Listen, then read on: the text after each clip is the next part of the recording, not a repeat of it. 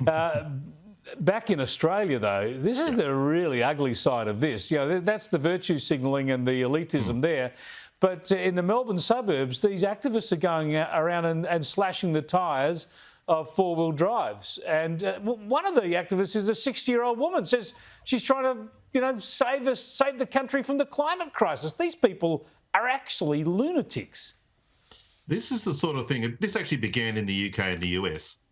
And like in Melbourne, it began in wealthy areas, wealthy suburbs, which is a big tactical mistake in the first place, in one way, because they're attacking people who actually believe in the environmental cause. They're attacking people who vote teal and so on. In a second way, though, it's a very clever strategy because they're attacking rich, relatively, you know, remote and distant people, you know, from the footpath. Try that in Altona. Try that in a neighbourhood where people are going to come at you for wrecking their wheels. Try that out where I live, out in the Wimmera, where people are typically gun owners. Try it in the South and US instead of in Manhattan in New York, and you'll get an answer to your little escapade rather more quickly. Yeah, wait outside the local footy ground and just after the game, and then start slashing the tradies' four-wheel drives. I mean, what pigs these people are, going around vandalising other people's property and claiming that they've got some higher motive. Although I think we should all get those little blue stickers, EV, and whack them on our diesels and V8s so that they'll pass over us. It doesn't stop them. They've put out press releases saying that we'll also attack EVs.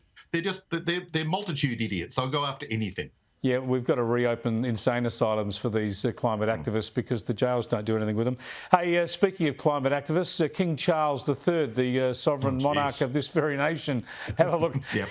One of his climate efforts, he's gotten involved in fashion. He's handed over, he's grown some plants apparently that these people have turned into high-end fashion. Again, from one of his many houses and many vehicles, he's saving the planet through the fashion industry. Yeah, I was aware that the king had grown some plants, but I didn't realise he was forcing women to wear them on their heads.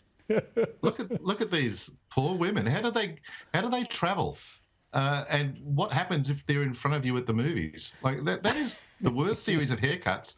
And I'm from Werribee, and I haven't seen worse haircuts than that. That's outstanding. Well, that's the great thing about that dress is it changes colour in autumn, but in summer don't go near any open fires. I mean that's Prince Charles, King Charles.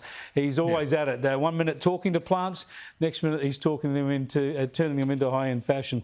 Thanks for talking to us, Tim, and good luck shopping for that EV, mate. I hope you get a ripper.